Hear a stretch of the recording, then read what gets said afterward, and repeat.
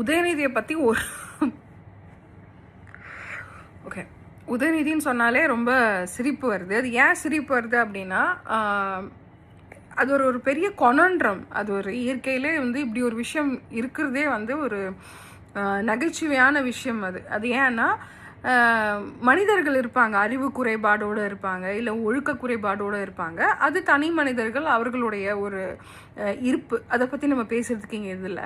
ஆனால் என்னன்னா, மனிதர்கள் ஒரு அரசியல் கட்சியின் தலைவராக இருக்கக்கூடியவர்கள், ஒரு மாபெரும் திராவிட இயக்கத்தின் தலைவராக இருக்கக்கூடியவர்கள், அப்படி இல்லைன்னா அடுத்து வரப்போகிற கூடிய விரைவில் இவங்க தான் முதலமைச்சராக இருக்க போகிற ஒரு கேண்டிடேட் அப்படிங்கிறவர், தமிழ்நாட்டை இயக்க போகிறவர்கள், அவர்களுடைய அறிவுத்திறன் எப்படி இருக்குது அப்படின்னு பார்க்கும்போது, ஏன் உதயநிதி தொடர்ச்சி அப்படி பேச, திமுக அப்படி தான் பேசும், அது நமக்கு தெரியும். திமுக இப்படி தான் பேசும், பெண்களை கொச்சையாக பேசுவதில் பிஹெச்டி முடித்தவர்கள் திமுக. ஸோ அதை பற்றி சொல்கிறதுக்கு எனக்கு பெருசாக மாற்றுக்கருத்தே இல்லை, அது எல்லாருக்குமே தெரிஞ்ச ஒரு விஷயம்தான். இன்ஃபேக்ட் நான் திமுக விட்டு தூரமாக விலகி வந்ததோட ஒரு முக்கிய காரணமும் கூட இதுதான். பெண்களே அவர்கள் பேசும் விஷயம், அவங்க பேசுகிற விதம் எல்லாமே.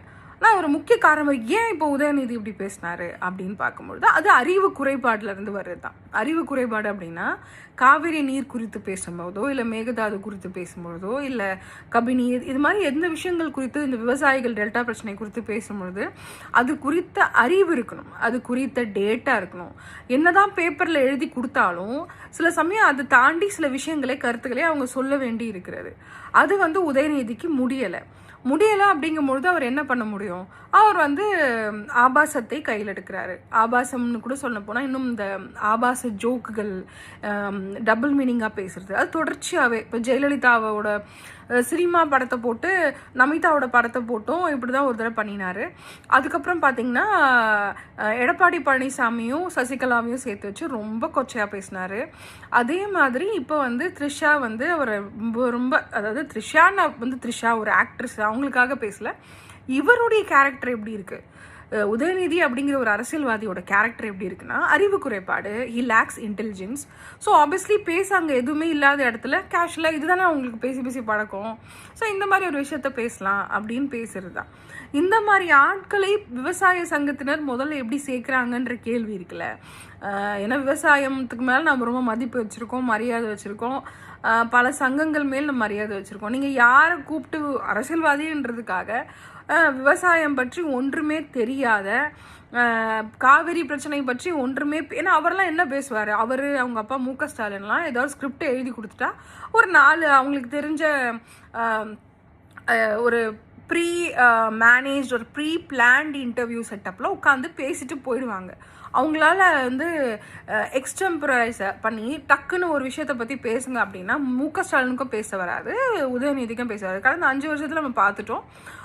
அவங்களுக்கு ஏற்படுத்தி கொடுத்த ஒரு மேடையில் உட்காந்து தான் அதை பேசக்கூடியவர்கள், அவர்களுடைய பர்டிகுலர் டிஎம்கே ஆடியன்ஸ் கிட்ட தான் அதை பேசக்கூடியவர்கள்.